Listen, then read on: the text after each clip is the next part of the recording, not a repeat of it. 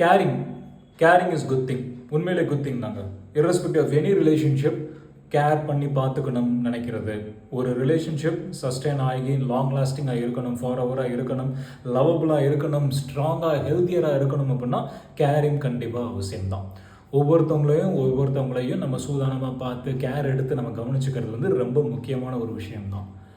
But what if you இந்த giving it, நீங்கள் கொடுத்துக்கிட்டே இருக்கீங்க, அளவுக்கு அதிகமாக கேர் பண்ணுறீங்க, அளவுக்கு அதிகமாக கேரிங் டூ மச், என்ன ஆகும்?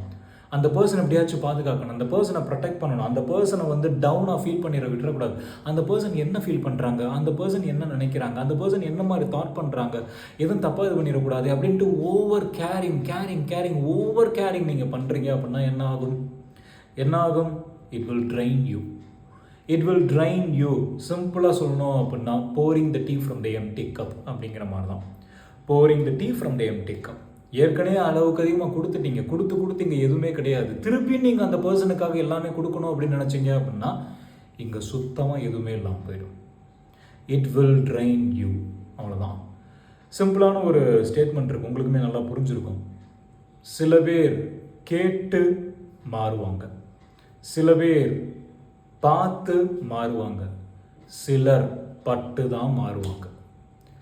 அவங்க அடிபற்றக்கூடாதுன்ட்டு நீங்கள் ஓவராக கேர் எடுத்தது பண்ணீங்க அப்படின்னா நீங்கள் அடிபட்டுருவீங்க. அவங்களுக்கு பட்டு தான் மாறணும்னு நிர்ணயிச்சிருக்கு அப்படின்னா பட்டு மாறட்டும், அப்போ பார்த்துக்கங்க. அதுக்கு முன்னாடி ஓவர் கேரிங் பண்ணீங்க அப்படின்னா யூ வில் கெட் ரைட், நீங்கள் அடிபட்டுருவீங்க.